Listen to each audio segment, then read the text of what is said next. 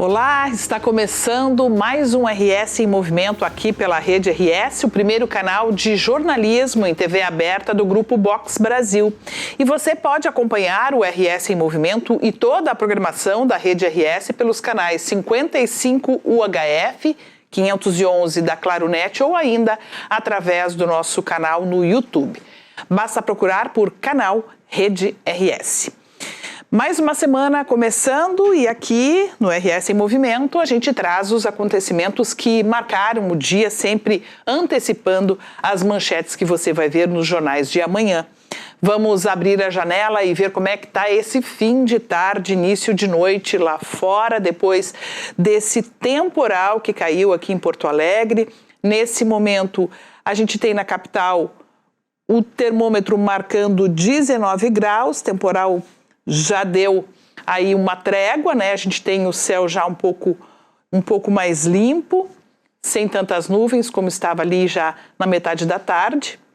E a gente já tem aí, né, o registro de algumas regiões da cidade com alagamentos, né? A gente tem aí a Avenida Otto, temos Zona Sul, né, Avenida Otto Niemeyer, e também algumas outras regiões que já apresentaram na capital alguns alagamentos. Agora a gente tem na tela a imagem de Caxias do Sul, também marcando 19 graus.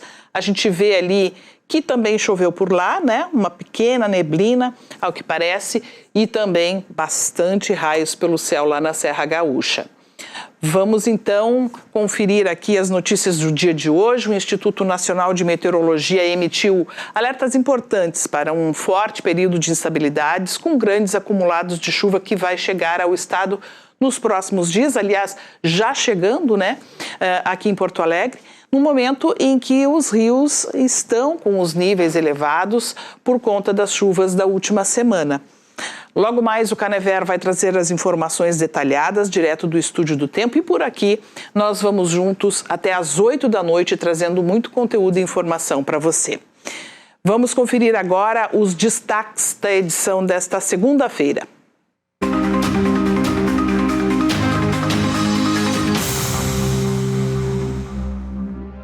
Defesa Civil do Estado de prontidão por conta da previsão de temporais. Bases estão sendo montadas em Santa Maria, Lajeado e no Vale do Rio Caí. INMET emitiu alerta vermelho para risco muito alto de inundação do Rio dos Sinos. Defesa Civil também alerta para risco de inundação no Rio Ibirapuitã, em Alegrete, no Rio Santa Maria, em Dom Pedrito e Rosário do Sul, no Rio Ibicuí, em Manuel Viana e no Rio Quaraí. Todos os detalhes na previsão do tempo.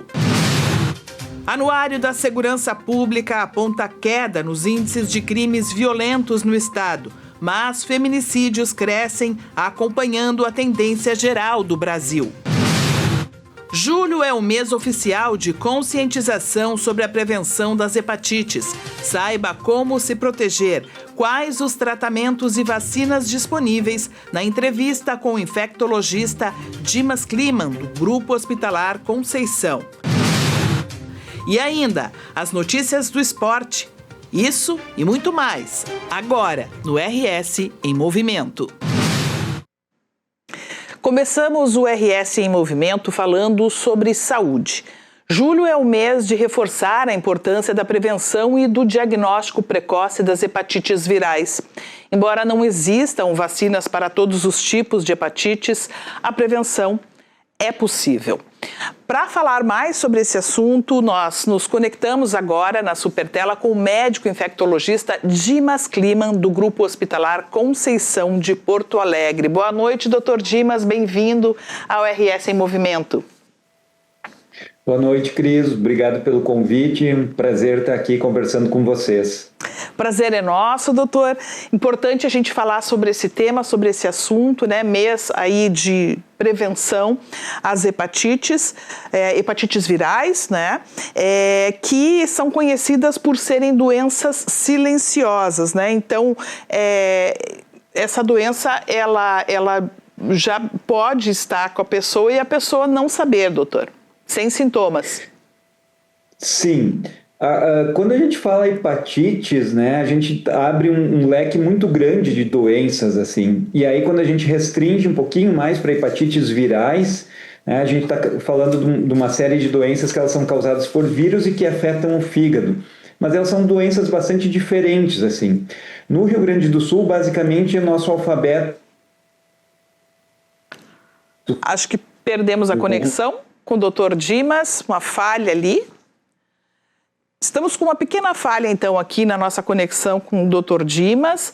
A gente vai retomando o contato com ele e logo, logo ele já está de volta para a gente seguir aqui com a entrevista, que vai, então, trazer mais detalhes sobre como que a gente pode prevenir, né, a doença, o que a gente pode fazer, também sobre o que existe de vacina, né, já que a vacina não é para todos os tipos. Então, o que fica valendo mesmo aí é a prevenção, e a gente logo, logo vai estar voltando com o Dr. Dimas para falar sobre isso. Enquanto isso, a gente vamos para o Estúdio do Tempo, então, lá conversar com o Lucas Canever, né, porque o Rio Grande do Sul ele continua em estado de alerta para essas fortes chuvas que estão previstas. A Defesa Civil aqui do estado emitiu novos alertas para o risco do aumento dos níveis dos rios do estado. Então, é para lá que a gente vai com o Lucas Canever.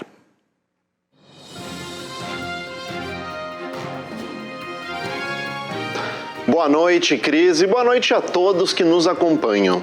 A Defesa Civil do Estado emitiu um alerta vermelho para São Leopoldo. O aviso indica um risco muito alto de inundação do Rio dos Sinos, no município, e vale até às 9 horas da manhã de terça-feira. Além do Rio dos Sinos, a Defesa Civil também alerta para o risco de inundação lá no Rio Ibirapuitã, em Alegrete, no Rio Santa Maria, em Dom Pedrito e Rosário do Sul, no Rio Ibicuí, em Manoel Viana, e no Rio Quaraí, lá no município de Quaraí. Em caso de emergência, a orientação é acionar a Brigada Militar pelo 190 ou o Corpo de Bombeiros pelo 193. E como o nível dos rios também impacta diretamente o Guaíba, Porto Alegre reforça as obras de proteção contra cheias. O Departamento Municipal de Água e Esgotos recebeu 2 bombas submersíveis que estão sendo usadas lá na zona norte da capital para garantir a continuidade da instalação das barreiras de proteção no encosto do Rio Gravataí com os arroios Passo das Pedras e Areia. Essas barreiras devem impedir que a água do rio avance sobre os bairros Anchieta e Sarandi durante esses episódios de cheia. Essas bombas submersíveis têm capacidade para bombear 6.000 litros de água por segundo. Com isso, as equipes conseguem manter a drenagem da área e dar continuidade aos trabalhos no local. Em razão das cheias dos rios no estado, aqui na capital, o Departamento Municipal de Limpeza Urbana mobilizou equipes para retirar troncos, galhos e outros resíduos que ficaram acumulados na orla do Guaíba depois das fortes chuvas da semana passada. Os trabalhos se concentraram nas regiões Central, Sul e Extremo Sul de Porto Alegre. Entre sábado e amanhã dessa segunda-feira, 40 caminhões foram carregados com vegetação e outros resíduos.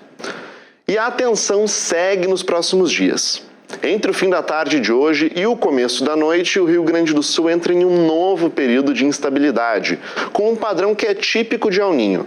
A previsão indica muita chuva em pouco tempo. E como se isso não bastasse, mais um episódio de instabilidade deve chegar e ganhar força já nesse fim de semana. Mais uma vez com potencial para chuva volumosa e com muitos temporais.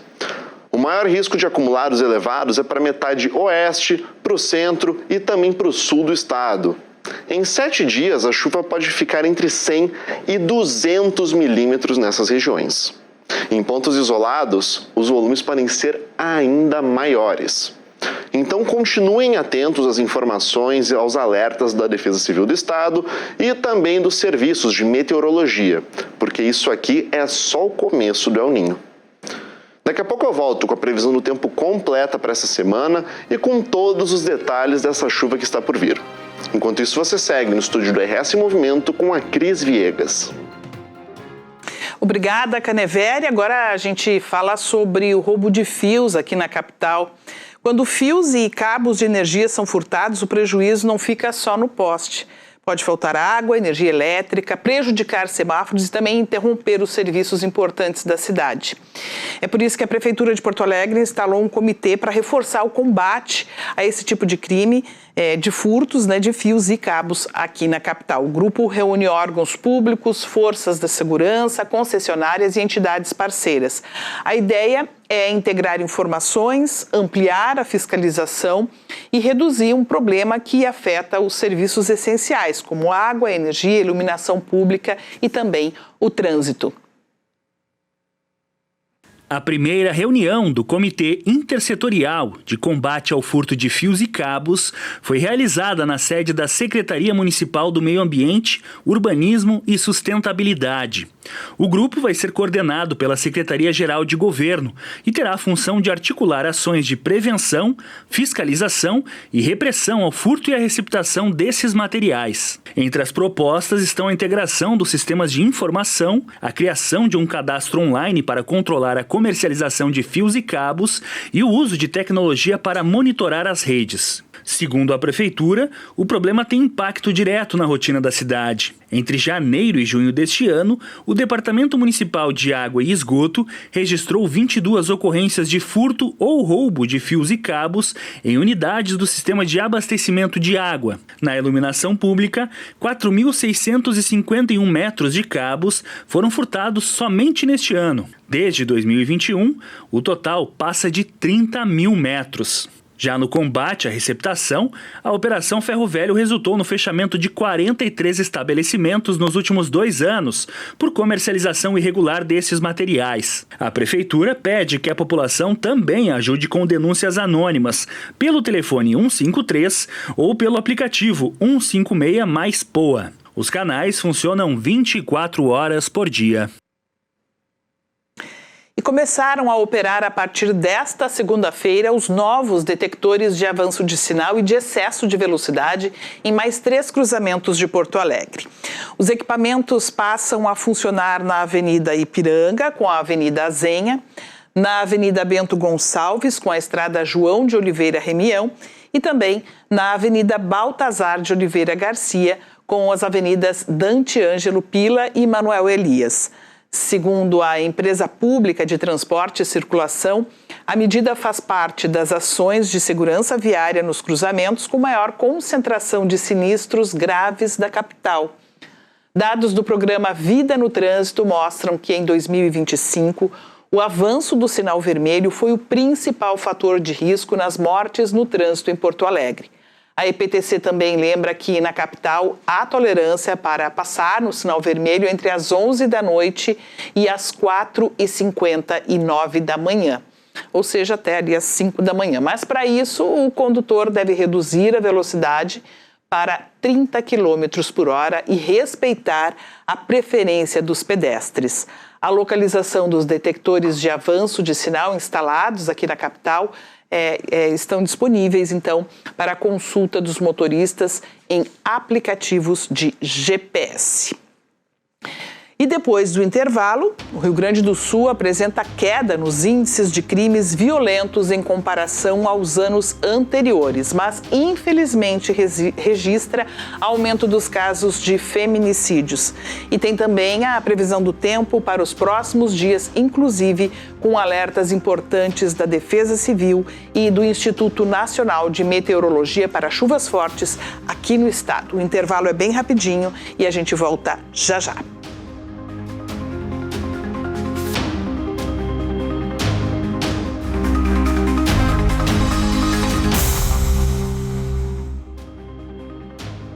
Estamos de volta com o RS em Movimento e nós conseguimos retomar a nossa conexão com o Dr. Dimas Kliman, infectologista do Grupo Hospitalar Conceição, para a gente falar então sobre o mês de prevenção às hepatites virais. Bem-vindo de volta, Dr. Dimas. Obrigado. A grande vantagem de poder fazer uma entrevista à distância, assim, estar presente no programa, mesmo estando fora do Rio Grande do Sul, mas a dificuldade são justamente esses problemas de conexões, assim. Com certeza, mas conseguimos retomar aqui, então a gente iniciava, né, aqui a nossa conversa falando sobre as características dessas doenças, né, das hepatites virais, que são silenciosas, não apresentam sintomas, né, doutor? Isso. A gente categoriza todas elas dentro do mesmo grupo, né? Mas os vírus, eles são muito diferentes, assim. No Rio Grande do Sul, a gente tem basicamente 3 grupos de hepatites, né? A A, a B e a C.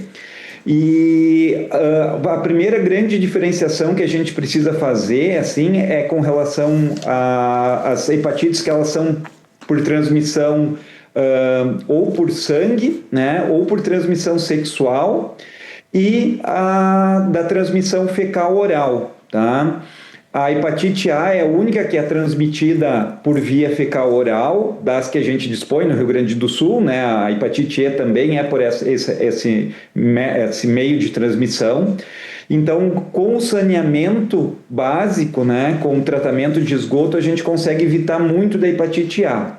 E, felizmente, ela já tem vacina disponível pelo SUS para as crianças ao nascimento, o que reduz bastante o número de casos de hepatite A no nosso meio, assim.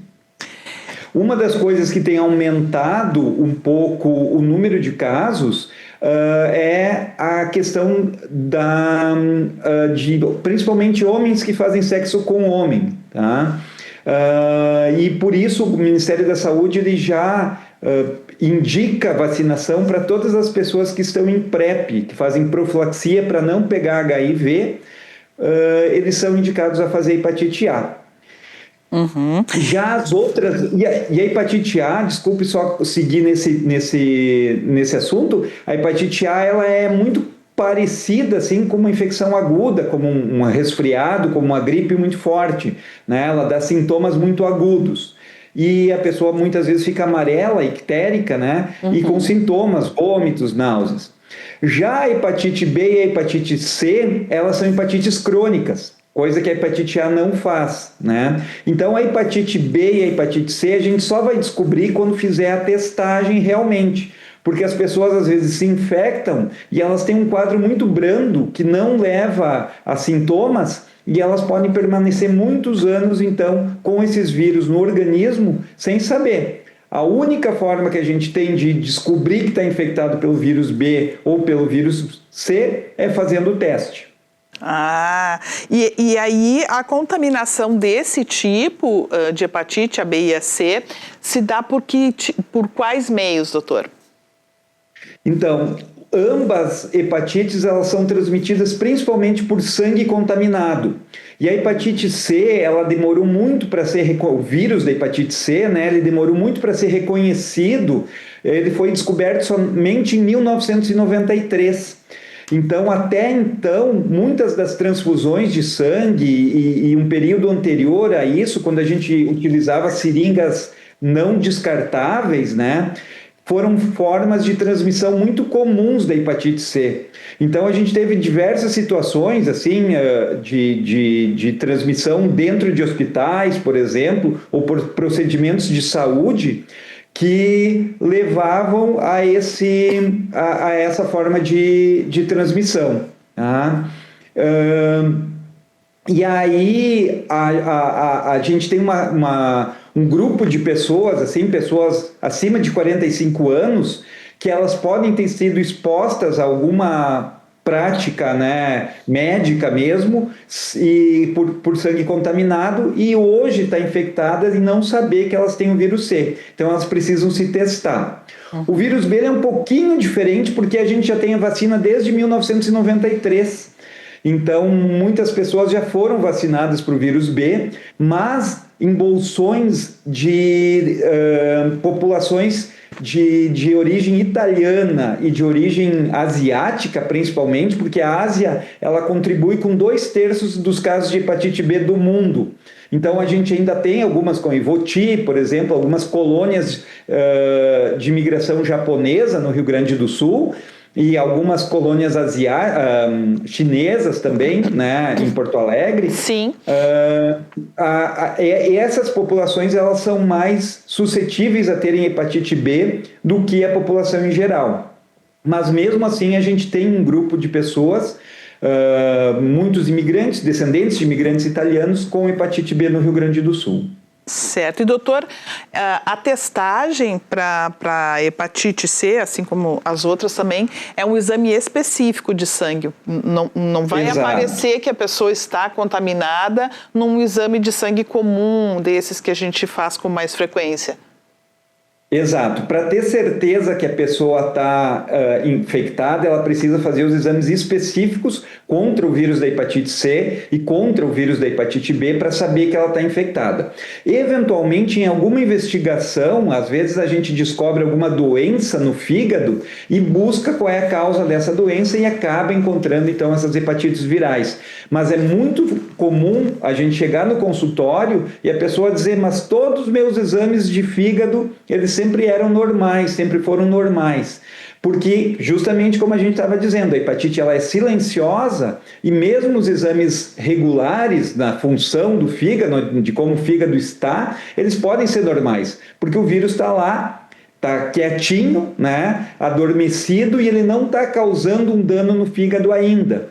Mas isso, com o passar dos anos, vai piorando, né? E aí a pessoa pode começar a desenvolver sintomas ou até mesmo alterações nos exames, mas já ter uma função do fígado deteriorada, né? Já ter um dano maior no fígado, e se ela descobrir precocemente esses vírus e tratar esses vírus, esse dano no fígado nunca vai ocorrer.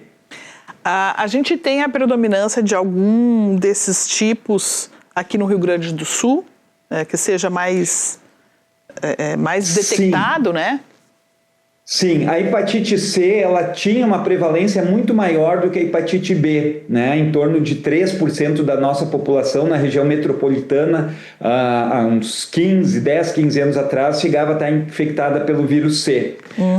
Isso diminuiu muito porque o tratamento da hepatite C atualmente, o que a gente chama dos antivirais de ação direta, eles começaram lá em 2010, mais ou menos, e foram melhorando, e hoje o tratamento da hepatite C é muito curto, é um tratamento de somente 12 semanas, praticamente sem efeitos colaterais, e que pode ser feito com 1 ou com 2 comprimidos, dependendo do remédio que a gente vai usar. Eles são disponibilizados pelo SUS, a gente, né, pode retirar ele em farmácias especiais, e ele é praticamente sem efeitos colaterais.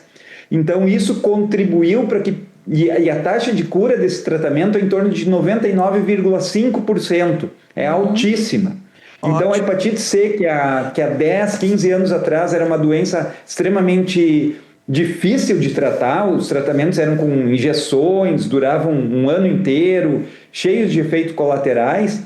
Hoje, eles evoluíram para um tratamento extremamente curto, sem efeitos colaterais e com uma cura altíssima. E isso fez com que todo mundo que soubesse que estava infectado pelos vírus C já está curado.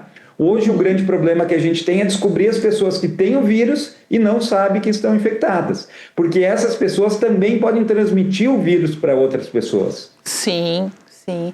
E a gente tem, por exemplo, o manicure, né, o uso compartilhado lá de alicates, de ferramentas na podologia, né, se não for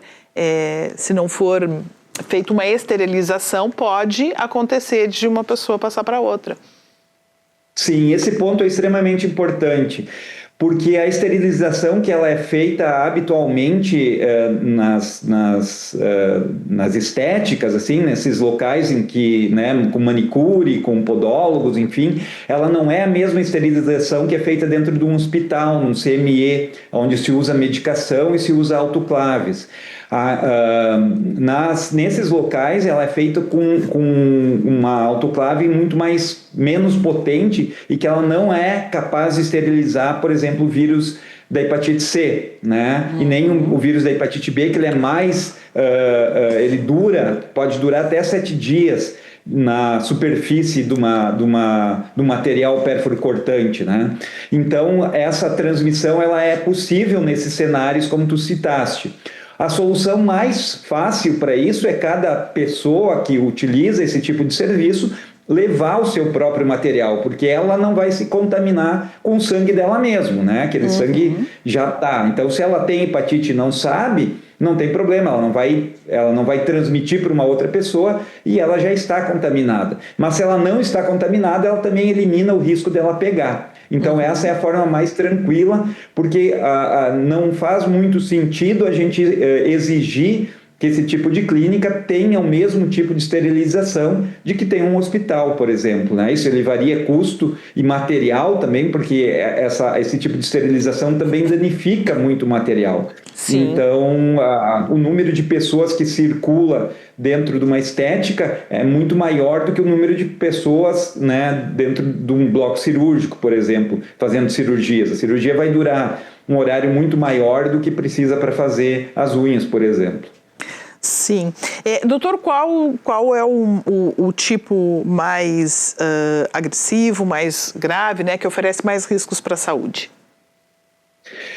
Essa pergunta ela é muito interessante, mas é muito difícil da gente dizer, né? Há casos, por exemplo, de hepatite B fulminante, né? A pessoa pega a hepatite e já no ciclo agudo ela tem um dano hepático muito grande e acaba indo ou a transplante hepático ou até mesmo a óbito. A hepatite C ela não costuma ter esse quadro, mas ela é responsável por muitos casos de transplante hepático e de insuficiência hepática, né? Durante muito tempo ela foi a principal causa de transplante hepático. Então é um pouquinho difícil a gente dizer o que é pior, né? Vai depender muito da pessoa que se infecta por aquele vírus e vai depender muito mais de como é enfrentado essa situação. Tem casos graves com qualquer um desses vírus, mas o vírus não é o principal determinante de como vai ser a evolução, né? Fatores pessoais, eu poderia citar, por exemplo, inclusive a hepatite A causando quadros de hepatite fulminante, né? Se a gente pegar uma pessoa que tem um fígado já comprometido, cirrose, por exemplo, por qualquer motivo, pode ser cirrose por álcool, pode ser cirrose por uma hepatite autoimune, por exemplo, e ela se infectar pelo vírus A, esse dano adicional que o vírus vai causar no fígado dela, às vezes é suficiente para colocar ela em insuficiência hepática, né, numa UTI, às vezes até precisar um transplante hepático. Então, qualquer vírus ele pode ser perigoso, né? Mas felizmente a gente dispõe de vacinas para o vírus A, então toda pessoa com uma hepatopatia ela vai ser vacinada para o vírus A, e para o vírus B também a gente dispõe de vacina. Para o vírus C a gente não tem vacina, porque ele é um vírus um pouquinho mais difícil de bloquear, mas como eu disse, a gente tem um tratamento altamente eficaz. Tá? Claro, a pessoa deve procurar, ela não deve negligenciar o seu tratamento ou a sua necessidade de fazer o tratamento. Quanto mais precoce for feito o tratamento, melhor. A única ressalva que eu faço é que o tratamento da hepatite B, até esse momento, ele é um tratamento crônico, semelhante ao tratamento da pressão alta, do diabetes, ou mesmo do HIV, para falar de uma doença viral, né? A pessoa tem que tomar remédio todo dia. Mas a gente já está num cenário novo na hepatite B. Já existem medicações, ainda não são disponibilizadas no Brasil, para que a pessoa possa fazer um tratamento finito, um tratamento de 1 ano, por exemplo, e poder parar de tomar os remédios para hepatite B. Mas a gente ainda não tem isso disponível em larga escala. Ainda são medicamentos em testes, doutor? Eles já passaram da fase de testes, inclusive os testes foram feitos no Brasil, em Porto Alegre, no Rio Grande do Sul, né? E o medicamento ele mostrou uma boa resposta, mas ainda não foi, ele já foi aprovado pela Anvisa, né, o nosso órgão regulatório nacional, mas ele não passou para a fase de comercialização, ou seja, a gente não pode ir numa farmácia e comprar esse remédio. Ainda estamos dependentes da segunda, da negociação do laboratório que produz esse remédio, com o Ministério da Saúde, então, para fixar preço e poder comercializar essa medicação. Certo. A gente estava falando ali da questão dos alicates, né? Quando se vai a uma manicure, uma podologista. Aí tem umas outras coisas que eu queria também ver com o senhor aqui, né? Por exemplo, lâmina de barbear, né? Escovas de dente. Esses materiais todos, eles oferecem risco? Eles oferecem, sim.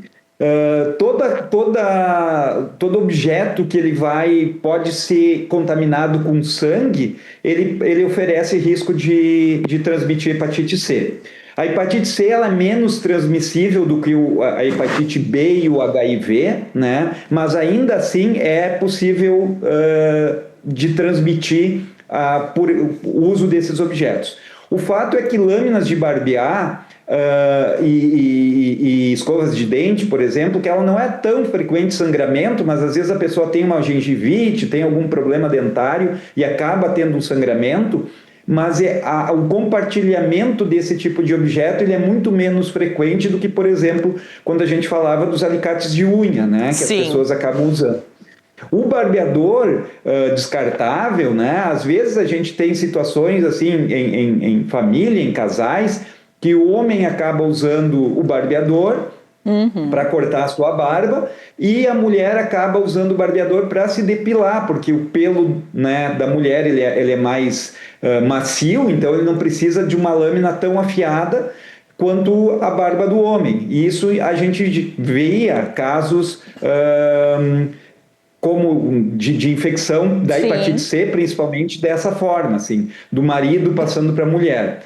Mas hoje a gente tem, né, barbeadores exclusivo para mulheres, assim, já feito com lâminas mais adequadas para o corpo da mulher e também tornando isso, né, uma forma de transmissão menos frequente do que era há, sei lá, 20 anos, 15 anos atrás, os últimos casos que eu me lembro de ter visto de transmissão dessa forma, assim.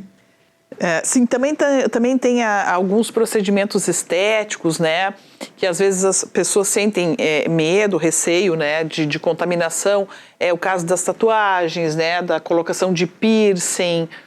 Isso também requer essa esterilização com maior potência de autoclave, como o senhor falou dos alicates? Sim, a tatuagem ela é um pouquinho mais delicada, porque já teve casos, por exemplo, eu nunca fiz tatuagem, mas o processo que eu conheço, né, o tubo da tinta, que é uma tinta especial, então específica para ser usada na tatuagem, ela tem uma agulha acoplada a ela e é injetado aquela tinta dentro da pele da pessoa, né?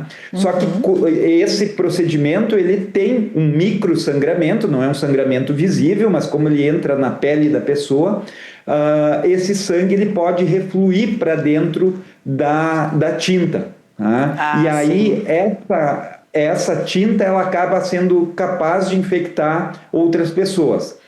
Isso são casos pouco frequentes, não é uma preocupação muito grande que a gente tem, né? Mas a vigilância epidemiológica ela já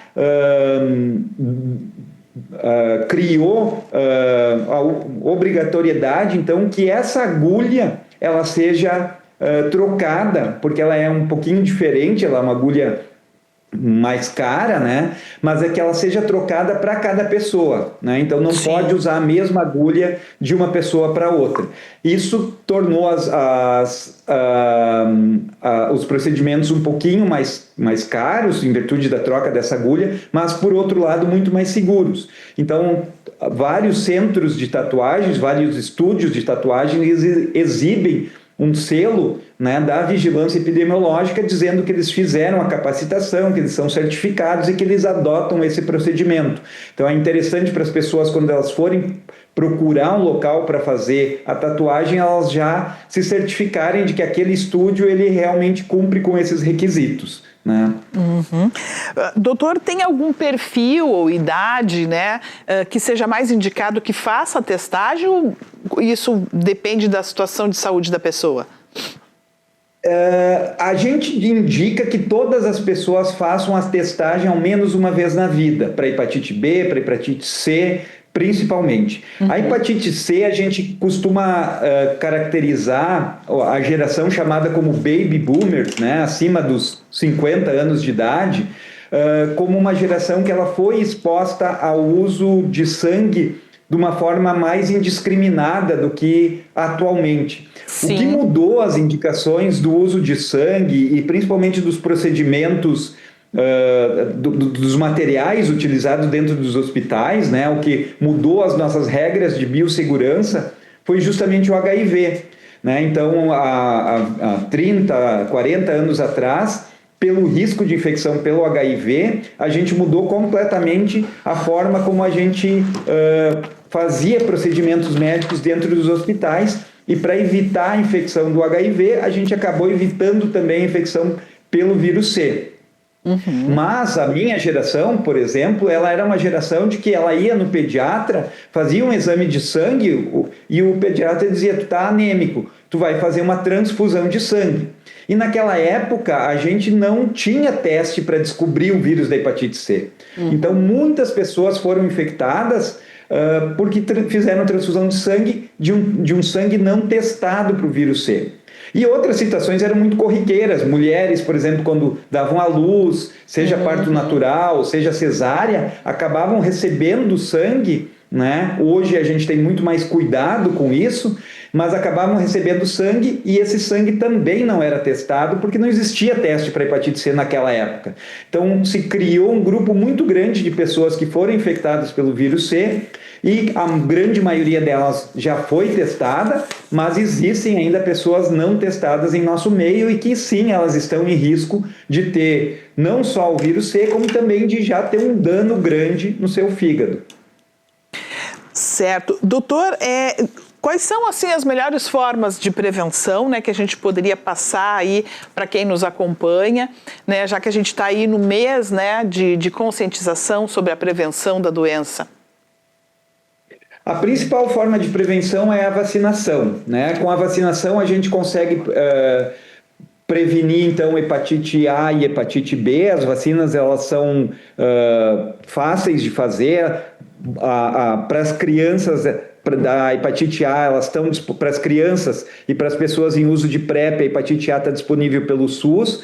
Para os demais, claro, tem outras situações também, aqui são um número grande de pessoas que podem fazer as vacinas pelo SUS, eu não vou listar todas, mas as pessoas que não estão disponíveis para fazer a vacina pelo SUS, elas podem fazer na rede privada. E a hepatite B da mesma forma, sendo que praticamente todas as pessoas hoje está indicada a vacinação para hepatite B pelo SUS, né?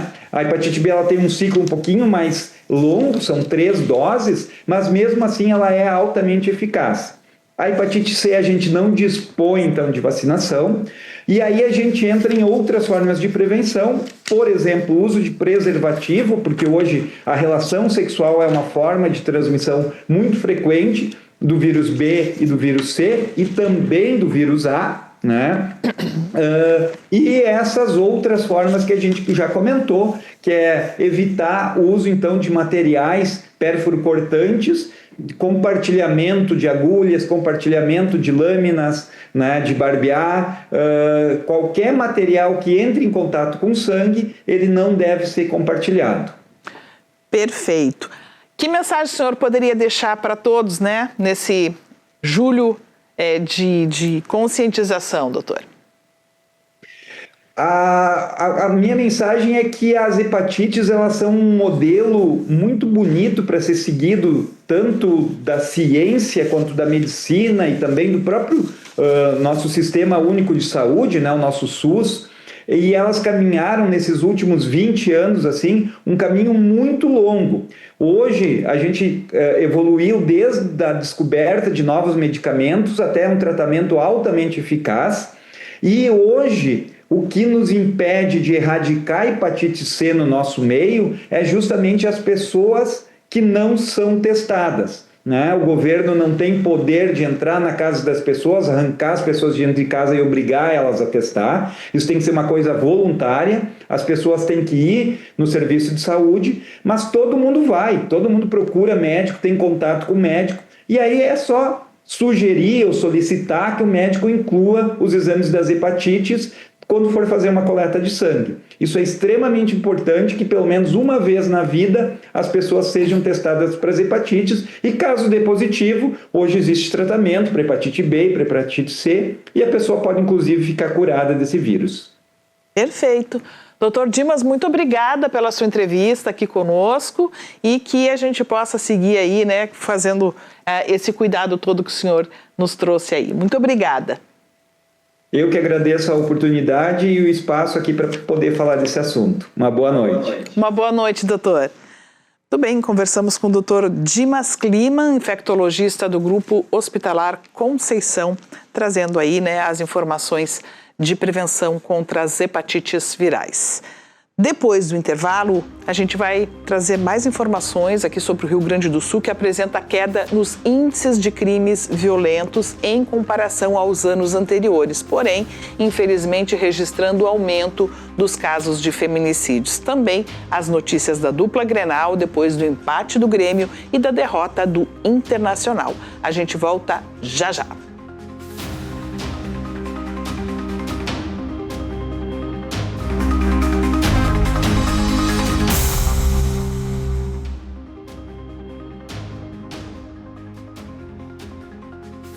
Estamos de volta com o RS em Movimento.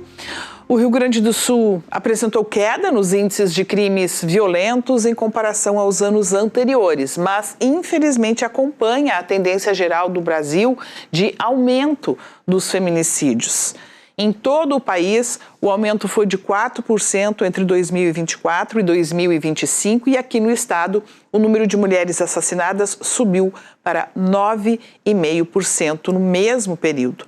Para analisar os dados apresentados no Anuário da Segurança Pública, nós conversamos agora pela nossa supertela com a conselheira do Fórum Brasileiro de Segurança Pública e também a professora do PPG em Segurança Cidadã da Universidade Federal do Rio Grande do Sul, a professora Marlene Espanhol. Boa noite, professora, bem-vinda ao RS em Movimento. Boa noite, muito obrigada pelo convite. É um prazer conversar com a senhora, ainda mais sobre esse tema que é tão importante para todos, né? E a gente tem, então, aqui alguns dados para analisar, mas acho que seria importante para também trazer para quem nos acompanha, professora, o trabalho que é feito, né? Quem são as pessoas que estão envolvidas nesses índices, nesses números que são apresentados, né? Como é que esse anuário é feito e como é que se chegam a esses números? Tá certo. Bom, o Anuário Brasileiro de Segurança Pública, ele é feito desde a criação do Fórum. A criação do Fórum foi em 2006, né? Então, em 2007 já se começou a publicar os dados, até porque um dos principais objetivos da criação do Fórum Brasileiro de Segurança Pública foi exatamente o de dar transparência aos dados de violência e criminalidade que à época praticamente inexistiam, né? Então, tanto que agora nós estamos com 20 anos de Fórum Brasileiro de Segurança Pública e estamos na 19ª edição do anuário. Então, eu acho que a gente já conseguiu evoluir bastante em dados de transparência dos dados de violência e criminalidade nesse período e infelizmente, a gente percebe que os números não são exatamente aqueles que a gente gostaria de apresentar, né? Mas infelizmente nós temos que apresentar a realidade, né? E estamos aqui então para falar um pouco mais sobre os dados do anuário voltados para o Rio Grande do Sul. Perfeito, professora. A gente tem aqui, por exemplo, uma queda de 25,7%, quase 26%, nas mortes violentas intencionais no estado, né? Que fatores a senhora acredita que ajudaram, né, a chegar nesse resultado, né, nessa queda expressiva? Essa questão é muito fácil de responder.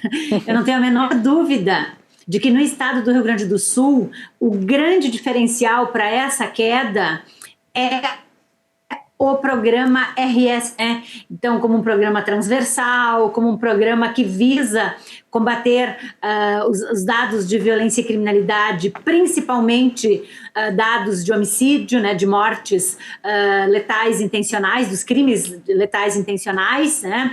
Então eu acho que o fato de o RS Seguro ter sido criado há praticamente 8 anos atrás e de ele ter sido ampliado nos últimos 4 anos é um dos grandes fatores para essa redução de dados de violência letal e intencional no estado do Rio Grande do Sul. Certo.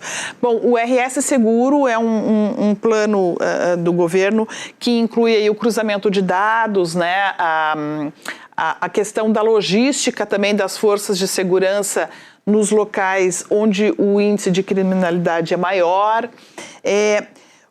O que poderia nos explicar, né, se a gente tem uma só resposta para isso, né, a gente conseguir reduzir bastante, né, os crimes violentos, as mortes violentas, mas, por outro lado, a gente tem um aumento, né, dos feminicídios, que são crimes violentos praticados aí contra mulheres.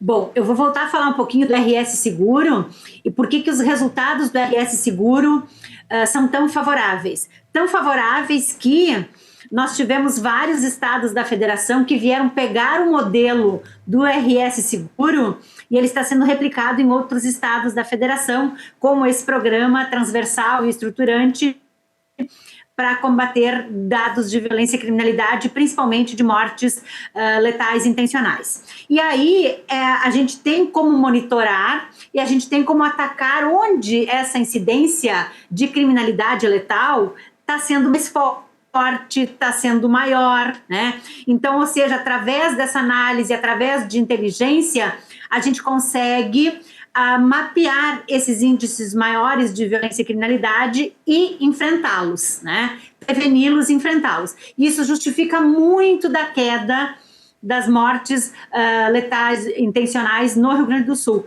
Só que essa mesma lógica a gente não tem como aplicar aos feminicídios, porque a gente não tem a menor ideia de onde eles podem acontecer, em qual estado do Rio Grande do Sul, em qual família, em qual bairro, então porque atinge todas as classes da população.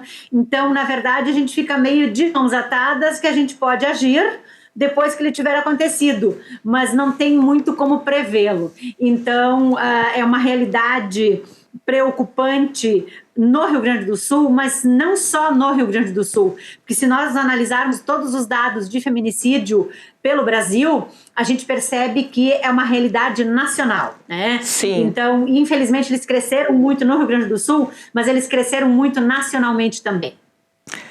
A gente tem aqui, voltando às mortes violentas, a gente tem o Rio Grande do Sul aí, atrás somente do Amazonas, né? O Amazonas teve uma queda de 32,5% também. Então, o Rio Grande do Sul fica no topo aí, né?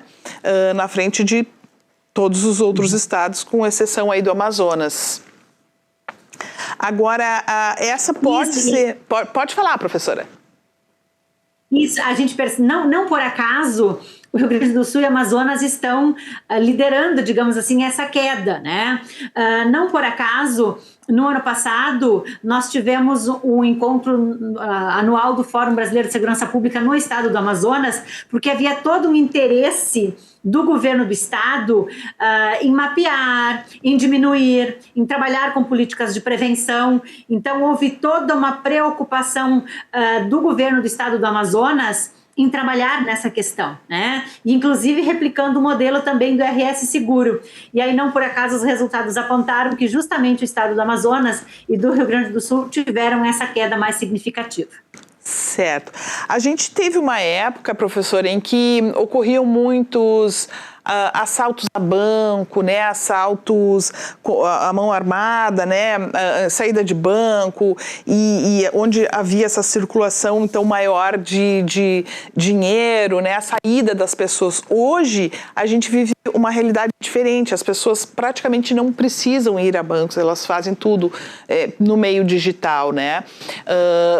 Em contrapartida, a gente tem aí os golpes que acontecem no meio digital. A senhora acredita que essa tecnologia, né, essa forma de se pagar contas, de se fazer aí as transferências, não precisar estar numa agência bancária, isso também, de certa forma, pode ter contribuído para diminuir esses problemas? Com certeza. O formato da criminalidade, a forma como a criminalidade organizada atua, ela migra muito, ela varia muito, né? Então, por exemplo, teve uma época que tinha muito assalto a banco, então teve toda uma preparação, teve todo um trabalho para combater os assaltos a banco, né? Então, e aí na medida em que as forças de segurança vão atuando e vão afunilando, a criminalidade ela vai migrando para outro modus operandi, para outras formas de criminalidade, né? E isso, não tenho a menor dúvida de que o fato de que atualmente muito pouco se anda com dinheiro na rua, né? Então, muito se usa o Pix, por exemplo, a forma de se usar, de se pagar contas pelo meio digital. Então, isso tudo fez com que muito da criminalidade que era voltado para as agências bancárias tenham mudado para crimes cibernéticos, para golpes, enfim, né, no mercado financeiro, através do uso dos computadores, né, através da rede de informática, porque assim como a rede de informática ela veio para auxiliar e muito, né, essa tecnologia é extremamente positiva, a prova de como nós estamos nos comunicando por aqui, mas sempre tem quem use esses benefícios, essas possibilidades para a prática de crimes. Então, por isso que o número de crimes cibernéticos cresceu consideravelmente também. Certo. A gente teve também, professora, a queda no número de policiais mortos, né, em ações policiais, mas teve um índice bastante grande de suicídios, né, registrados entre os policiais. O que a senhora pode falar a respeito desses índices? O que esses números podem nos mostrar, né? Nunca se teve dúvida de que a função policial, a atividade policial é uma das mais estressantes que existem, né? Então, o fato de agirem em nome do Estado, de poderem fazer uso de força letal, de terem na arma de fogo um dos equipamentos de trabalho, né? Então, isso torna a atividade por si só muito estressante, né? E há também uma cobrança muito grande por bons resultados, né? Então, faz com que o dia a dia do trabalho do policial, do profissional de segurança pública, seja ele em todas as esferas, tá? Na esfera municipal, com as guardas municipais, na esfera estadual, com as polícias civis, polícias militares, polícias penais, na esfera federal, com as Polícia Federal, Polícia Rodoviária Federal e Polícia Penal Federal.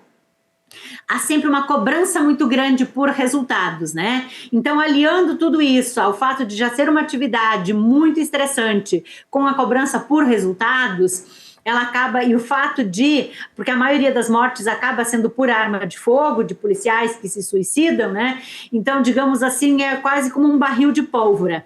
Eu vejo isso com muita tristeza e muita preocupação, o grande número de mortes de policiais por suicídio, né? E não por acaso eu citei todas as forças de segurança, porque o número de suicídios, ele é muito recorrente em todas elas. Não é que eles se matam mais os que são da Polícia Militar, os que são da Polícia Civil, não. Né? Policiais rodoviários federais, policiais federais, guardas municipais, não existe força de segurança livre desses dados estatísticos preocupantes. Né?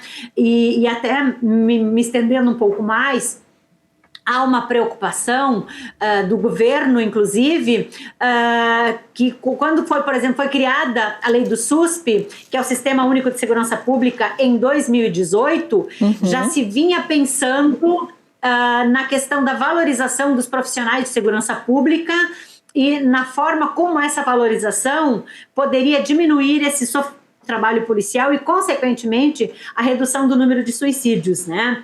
Eu acho que é bom citar esses bons exemplos, né? Hoje, por exemplo, até para reduzir o número de suicídios, nós temos o escuta-susp, né? Que é, digamos assim, o policial, ele tem essa... está com problemas, está deprimido, né? O SUSP existe, digamos assim, como um primeiro socorro aos profissionais, exatamente para que eles não se suicidem, para que eles procurem ajuda. Certo. Só para a gente citar aqui, com relação aos policiais, né, a gente tem aqui os dados, então, do anuário, com uma queda de 13,5% no número de policiais que acabaram vitimizados, né, mortos em ações, e a gente teve 110 policiais, então, envolvidos em suicídios, né, aqui no Rio Grande do Sul. Então, são os números aí desse recorte, né? E o que o relatório traz, professora, que você gostaria de destacar, né, nesse panorama aí que a gente tem em comparação aos anos anteriores? Eu não tenho a menor dúvida de que um dado, primeiro só falando um pouquinho mais sobre a questão anterior, é muito triste quando um policial morre em serviço, né? Mas é mais triste do que um policial morrer em serviço é se matar em função do serviço. Com certeza. Então, isso é extremamente preocupante e isso tem que ser, não tem como não estar, por exemplo, na pauta dos gestores em tentarem diminuir, né, e em incentivarem com assessorias biopsicossociais, de conseguir perceber na tropa ou perceber junto aos profissionais de segurança pública quando eles estão apresentando problemas e encaminhá-los para tratamento. Isso é absolutamente fundamental. Isso não tem como sair da pauta de gestores ou da alta gestão em segurança pública, seja ela da alta gestão federal, estadual ou municipal, tá? Esse é um ponto. E o segundo ponto, uma coisa que não tem como não perceber no anuário, e os dados eles são muito claros, da diminuição de mortes letais intencionais decorrentes de intervenção policial, né? Ou seja, aquelas mortes em abordagens policiais. E aí nós percebemos muito claramente, o estado do Rio Grande do Sul, isso fica muito claro se olharem, por exemplo, faz um pouco mais de um ano e meio, que no estado do Rio Grande do Sul foram adotadas as câmeras corporais. Né? Sim. Então, eu não tenho a menor dúvida de que o uso das câmeras corporais foi um dos grandes incentivadores para a queda do número de mortes praticadas por policiais decorrentes de intervenção policial, né? Ou seja, os policiais mataram muito menos nas abordagens policiais após se iniciar o uso das câmeras corporais. Uma realidade que se percebe também nos outros estados que adotam as câmeras, como, por exemplo, o estado de São Paulo. Bom, então isso nos mostra, né, a eficiência desse mecanismo. Bom, vocês também trazem no anuário, o Fórum também traz, professora, a atenção para mortes, então, aí, de pessoas que estão sob a custódia do Estado, né, que é o caso que a senhora trouxe agora, e a gente tem algum tipo de crime em que ainda traga mais preocupação, sobretudo aqui no Rio Grande do Sul, tirando o feminicídio, que é em todo o Brasil, né? Na verdade, sim, eu diria que o feminicídio é uma preocupação nacional, uma preocupação do Fórum Brasileiro de Segurança Pública desde sempre, né? Tanto que nós temos várias pesquisas no sentido de mapear a violência de gênero no Brasil. Cito aqui, por exemplo, a pesquisa Visível e Invisível, né? E nós temos também, por exemplo, o selo de boas práticas de gestores de segurança pública, de profissionais e gestores de segurança pública, e a maioria dessas boas práticas elas vêm no sentido de coibir justamente a violência de gênero, né? Então, eu diria que a questão dos feminicídios, ela não só é uma preocupação nacional, como é uma preocupação do Fórum Brasileiro de Segurança Pública e, muito particularmente, uma preocupação muito grande no estado do Rio Grande do Sul, né? Porque, afinal de contas, nós estamos falando do estado que foi o embrião da Rede Lilás, que foi o embrião das patrulhas Maria da Penha, né? Então, como um projeto piloto que foi efetivado, que hoje é uma política pública nacional. Então, ou seja, nós sempre tivemos essa preocupação muito grande e os feminicídios não param de crescer, né? Então, isso é um desafio não só local, mas é um desafio institucional para todas as instituições de segurança pública, um desafio para todo o país, né? E para nós, pesquisadores de segurança pública, a gente pesquisa e constata, assim, com muita tristeza, que ano a ano é um número que não para de crescer, né? Então, a gente gostaria de poder dizer que apenas com a Lei Maria da Penha, com a atuação das patrulhas Maria da Penha, o fato que sempre existiu apenas se tornou mais visível, né? Mas isso se podia dizer lá nos 10, 15 primeiros anos da Lei Maria da Penha. E agora, esse acréscimo nos números de feminicídio, infelizmente, nos mostra, né, de que é um fator não só local, mas é um fator nacional e que precisa ser analisado, precisa ser pesquisado e precisa ser prevenido e combatido, sem dúvida nenhuma, com urgência. E vai fazer, com certeza, de todas as plataformas de campanha, porque, afinal de contas, estamos em ano eleitoral, né? Sim. Então, o político, o candidato que não fizer disso, que não falar sobre isso na sua campanha ou na sua plataforma, né, ele vai ficar devendo respostas ao seu público eleitor, porque isso precisa ser efetivamente enfrentado. Perfeito.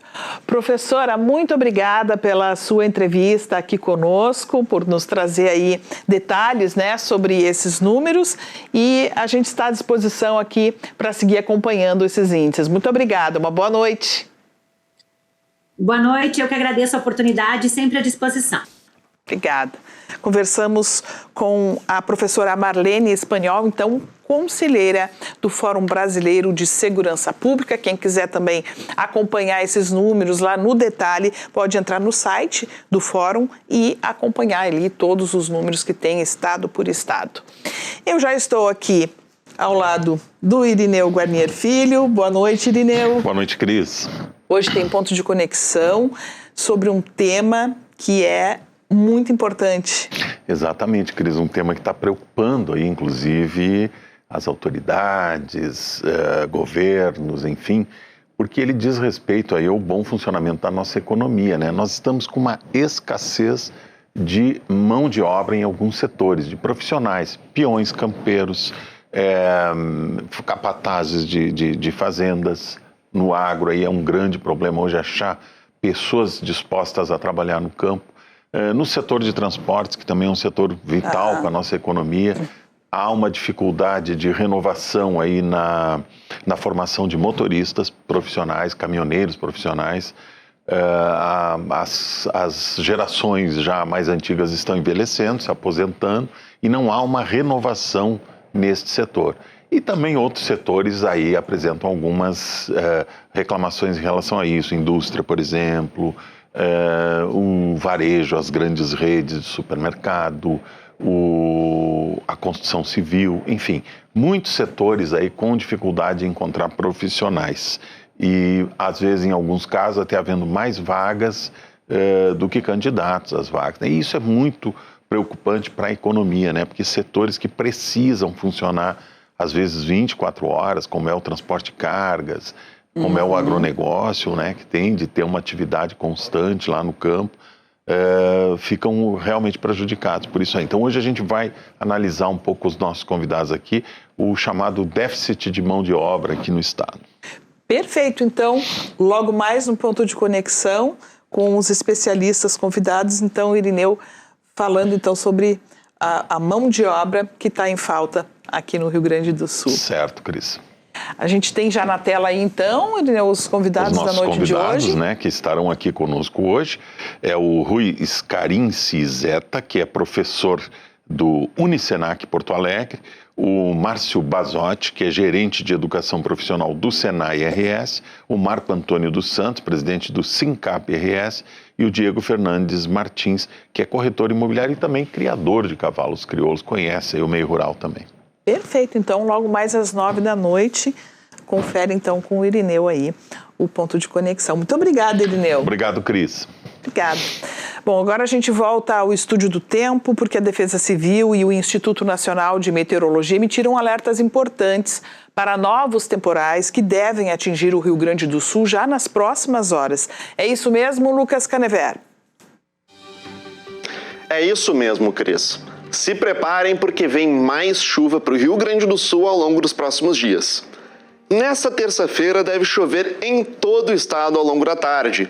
A gente faz o alerta para chuva forte, que gera o risco de provocar alagamentos e elevações rápidas em arroios e rios menores.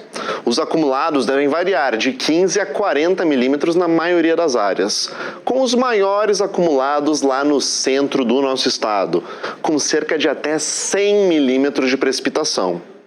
Lembrando, na maioria das regiões, o solo ainda está encharcado e o nível dos rios segue elevado. O Instituto Nacional de Meteorologia também emitiu um alerta vermelho para uma boa parte do nosso estado e tem risco de temporais fortes. Com toda essa instabilidade, o INMET reforça o alerta para inundações repentinas e também para deslizamentos de encostas. Na quarta-feira, a instabilidade ainda ganha força. A chuva deve continuar em todo o Rio Grande do Sul, com cerca de 100 milímetros de precipitação em uma boa parte do estado, principalmente lá no centro do estado, na região dos vales, em pontos da serra e também aqui na região metropolitana. Essa instabilidade pode trazer grandes volumes de chuva em um curto período de tempo, o que pode acabar provocando inundações repentinas. Já na quinta e na sexta-feira o tempo melhora e o sol pode até aparecer entre nuvens pelo estado. Apesar disso, esse breve período de tempo firme não deve durar, porque já no fim da sexta-feira o vento norte começa a ganhar força, o que precede a chegada da chuva que deve voltar a atingir o Rio Grande do Sul ao longo do fim de semana. Mas vamos ver como o tempo fica amanhã em algumas cidades. Começando lá pela Serra, Caxias do Sul deve ter um dia de chuva acompanhado de relâmpagos, com temperaturas que vão dos 15 até os 22 graus. Gramado vai ter um cenário muito parecido, a diferença é que as máximas ficam na casa dos 21. Ao norte do estado, em Passo Fundo, também a previsão de mínimas de 15 graus, mas esquenta um pouco mais, com as máximas chegando até os 26 e com bastante chuva. Em Santa Rosa, esquenta mais ainda, com máximas próximas dos 30 graus e mínimas de 19, o que também favorece para uma boa quantidade de precipitação. Vamos lá para a fronteira oeste agora, Uruguaiana, que é de lá de onde vem toda essa instabilidade do oeste do estado, também tem previsão de temporais para amanhã, mínimas de 18 graus e máximas de 22. No centro do estado, em Santa Maria, a temperatura vai dos 18 até os 23 graus nessa terça-feira. Em Bagé, também temos previsão de chuva, máximas de até 21 graus, com mínimas de 15. Ao sul do território gaúcho, agora vamos lá para Pelotas, onde os termômetros devem marcar de 15 a 22 graus amanhã. No litoral norte, em Torres, cidade que faz divisa com Santa Catarina, não vai ter uma grande amplitude térmica, mínimas de 17, máximas de 21, com temporais. Assim como é o caso aqui de Porto Alegre, a capital dos gaúchos, podem esperar bastante chuva para amanhã e a temperatura vai dos 16 até os 21 graus. Realmente, a gente precisa reforçar o pedido para que todo mundo se cuide e fique atento aos alertas das autoridades ao longo dos próximos dias. Eu volto amanhã com mais previsão do tempo e com outras notícias sobre o clima. Uma boa noite. Boa noite, Canever.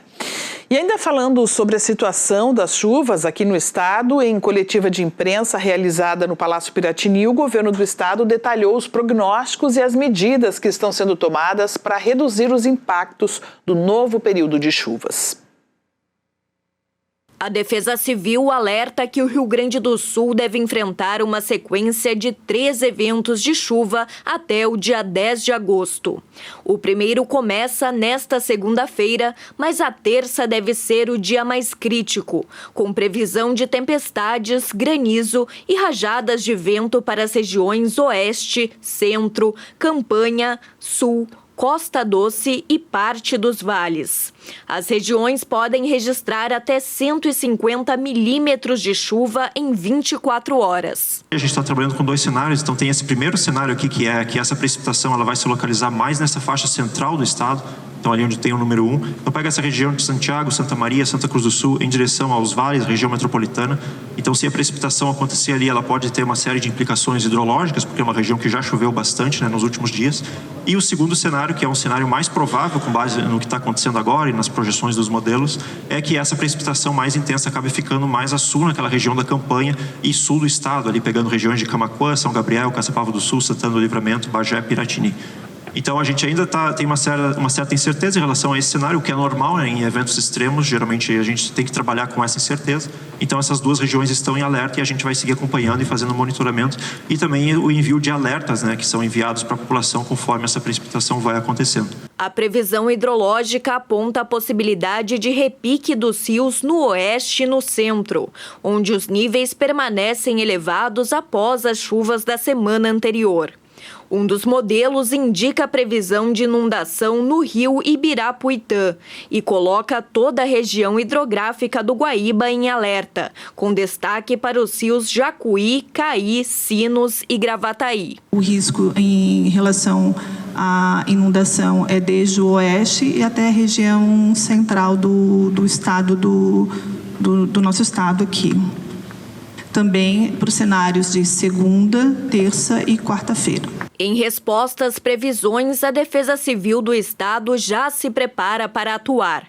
Bases estão sendo montadas nos municípios de Santa Maria, Lajeado e no Vale do Rio Caí. É possível ainda, né, que se eventualmente, né, nós tivermos esses impactos em outras regiões, hoje nós temos condições também de montar novas estruturas em outras regiões do estado, se necessário for. É importante falar que essas estruturas não são para atender o município de Santa Maria, o município de Lajeado ou o município de São Sebastião do Caí. São gabinetes regionais que vão atender as demandas dessas regiões. O governador Eduardo Leite afirma que o foco do trabalho é reduzir os impactos dos eventos climáticos e evitar a perda de vidas. E é desonesto, um desserviço à população quem promete que o Estado possa estar absolutamente imune a qualquer impacto de eventos climáticos extremos. A preparação não é não acontecer nada. A preparação é nós nos organizarmos, estamos organizados com a informação adequada para proteger a nossa população, com a Defesa Civil de prontidão organizada na ponta,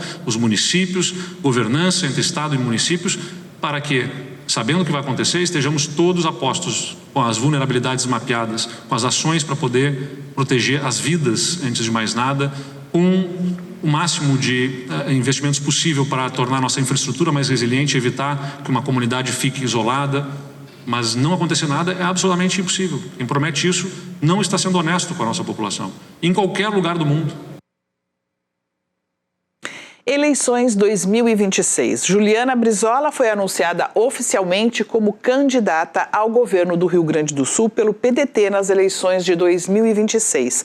A candidatura foi confirmada no domingo durante uma convenção do partido no Parque Harmonia. A convenção do PDT lotou a Casa do Gaúcho no Parque Harmonia. Após ter a candidatura ao governo do estado oficializada pelo partido, Juliana destacou o tema que é prioridade em seu programa de governo. Com os índices escolares que nós temos, não teremos desenvolvimento econômico. Não existe país desenvolvido economicamente que trate a educação como o estado do Rio Grande do Sul vem tratando a educação. A educação para nós é prioridade, e isso não é discurso. Se tem um homem que fez pela educação nesse país, ele tem nome e chama Leonel de Moura Brizola. É dessa escola que eu venho, meus amigos e minhas amigas. É dessa escola que eu vim e aprendi que a política só tem sentido quando ela serve as pessoas.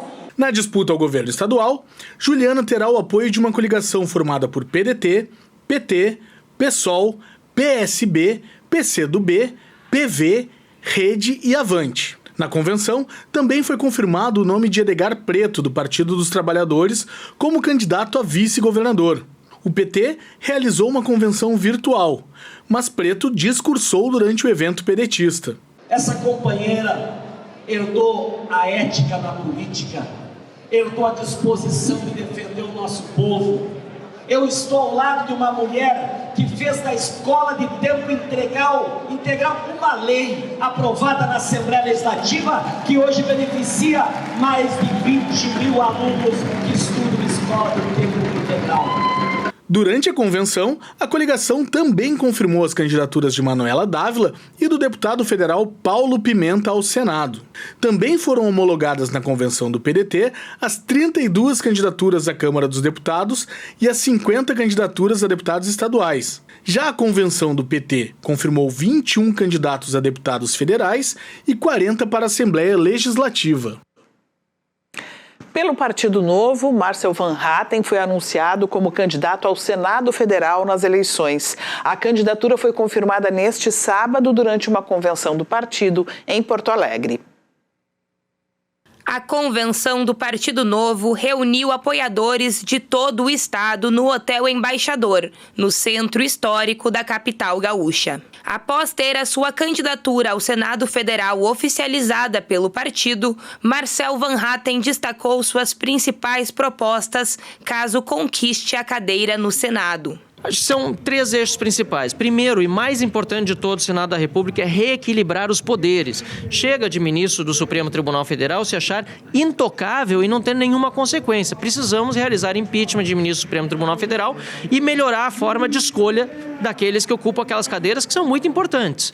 Precisamos devolver também o protagonismo para o estado do Rio Grande do Sul, que manda muito dinheiro para Brasília, o dinheiro vai para Brasília de caminhão e volta de carrinho de mão. O Rio Grande do Sul está hoje subrepresentado, precisamos melhorar essa subrepresentação e transformar em protagonismo para o Estado. E, finalmente, Brasil. O Brasil precisa voltar para os trilhos, menos impostos, menos burocracia, combate à corrupção, combate à criminalidade. Enquanto o PT está lá, nós propusemos uma série de medidas para reduzir a criminalidade, aumentar as penas e como eles votaram contra. A convenção também contou com a presença do candidato à presidência pelo partido, Romeu Zema. Foram homologados pelo Partido Novo 29 nomes à Câmara de Deputados Federal e 40 nomes à Assembleia Legislativa Gaúcha. E também no sábado, Manuela Dávila foi oficialmente anunciada como candidata ao Senado Federal pelo PSOL. O anúncio aconteceu durante a convenção do partido na Câmara Municipal aqui da capital. A convenção da Federação PSOL-Rede reuniu apoiadores no plenário Otávio Rocha, na Câmara de Vereadores da capital. Após ter a candidatura ao Senado Federal oficializada pelo partido, Manuela Dávila destacou as suas principais propostas de campanha. O Brasil vive ameaças internacionais importantes, a gente tem que defender a nossa soberania, a democracia, mas também precisamos debater os assuntos que invadem a casa das pessoas, como é a criminalização de propagandas de bets, os desafios imensos que as nossas mães vivem com a dependência em tela dos nossos adolescentes. Precisamos debater o fim da escala 6x1, que garante mais dignidade para as mulheres e para os homens que trabalham. Eu tenho compromisso com a tarifa zero para o transporte, para que a gente possa, e quem vive em Porto Alegre ou na região metropolitana, sabe exatamente o impacto do custo do transporte público na rotina, no cotidiano. Então, eu estou muito animada de ser candidata ao Senado representando as mulheres e os homens do Rio Grande do Sul. Durante a convenção, também foram homologadas a candidatura de 25 deputados federais e 23 deputados estaduais. E agora a gente fala sobre futebol. O Grêmio recebeu o Fluminense na Arena pelo Brasileirão e, mais uma vez, não venceu. Vamos ver na reportagem de Giovanni de Oliveira. O Grêmio empatou com o Fluminense no sábado na Arena. O tricolor gaúcho poderia ter aberto o placar na jogada de Amuso, mas TT chutou por cima. Depois, Hulk chegou a balançar as redes, mas estava impedido. E quando a defesa do Fluminense se atrapalhou, Carlos Vinícius chutou fraco e Fábio defendeu. O placar só mudou mesmo no segundo tempo. Na cobrança de escanteio, Kahneman colocou a mão na bola. Pênalti para o Fluminense. Hulk bateu e colocou os cariocas na frente. Tentando empatar, o estreante Giovani Cabral cobrou falta por baixo, mas a bola desviou na barreira e saiu. Outro estreante foi o lateral Diego Caito, que fez uma bonita jogada e empatou a partida. Final, Grêmio 1, Fluminense também 1. O autor do gol gremista no domingo foi apresentado oficialmente apenas nesta segunda-feira. No início ali um pouco de nervosismo, que é normal, ansiedade de querer estar em campo já, sabe? E quando o Mister me chamou, estava preparado, estava tranquilo. Talvez tenha sido até bom não ter tido a apresentação antes, porque a gente sabe que independente do que a gente fala aqui, a gente tem que responder dentro das 4 linhas. Então, fiquei muito feliz com a minha partida ontem e nada melhor do que ser diante do nosso torcedor, né? Já pude conhecer um pouco da atmosfera da arena e fiquei muito feliz com isso. A partida contra o Fluminense também foi marcada pelo retorno de Marlon aos gramados, após ficar meses se recuperando de lesão. Cara, eu me senti parado quando eu voltei. Muito fora de ritmo de jogo, muito sem timing de bola também. Mas a gente precisava, eu conversei muito com o Mister. Eu já tinha condições de ir para a Bolívia, mas ia ser complicado jogar lá do jeito que foi. Mas eu fico muito feliz em retornar. Claro que muitas coisas precisam melhorar também. O nosso momento exige mais qualificação no jogo. Mas, particularmente falando, me senti bem. Já tomei uma pancadinha no começo ali para perder o medo, os receios que a gente tem do jogo. Vou ser sincero que antes de entrar em campo, eu aqueceria exatamente no lugar onde eu me machuquei e passou um filme rápido, mas é coisa do jogo, então a gente fica feliz em voltar a jogar. Com o empate, o Grêmio ficou na 15ª posição com 22 pontos, apenas um a mais que o Vasco, primeiro time da zona de rebaixamento. Eu acho que falta continuar com essa entrega. Se a gente vai ver, a gente fez um grande jogo a nível tático e de entrega com o Cruzeiro. Era amistoso, mas foi uma grande entrega. E depois baixamos aquilo que era o nível contra o Mirassol e não tem hipótese nesse campeonato. É muito difícil a competição e quando tu baixa o nível, o ritmo, como baixamos contra o Mirassol, não tem hipótese. E hoje elevamos o nível de novo. Obviamente que a tristeza que saímos daqui é não conseguimos os 3 pontos, mas a nível de entrega, a nível de aquilo que foi planeado taticamente, a equipe se entregou ao máximo e eu tenho certeza, volto a repetir, que eu tenho certeza que se a gente continuar com essa entrega, coisas boas, os 3 pontos vão aparecer, vamos ganhar cada vez mais. Obviamente que a gente sabe que a confiança, ela vem com os 3 pontos e os 3 pontos vindo, a confiança vai estar lá em cima e a gente vai conseguir coisas boas aí. O tricolor gaúcho volta a campo na próxima quinta-feira para enfrentar o Bolívar pela Copa Sul-Americana. E o Internacional perdeu mais uma vez e está com pontuação de zona de rebaixamento. Vamos ver na reportagem de Andrei Pereira. O Inter perdeu mais uma partida pelo Brasileirão. Colorado foi até a Arena da Baixada, em Curitiba, para tentar se afastar do Z4. E começou assustando o goleiro Santos do Atlético Paranaense, no cruzamento de Vitinho. Mas as falhas da zaga impossibilitaram a missão colorada. Primeiro com Maripã, que afastou mal e deu a bola no pé de Leozinho, que quase marcou. Depois, Juninho perdeu a bola e não conseguiu se recuperar. Leozinho abriu o placar para o Furacão.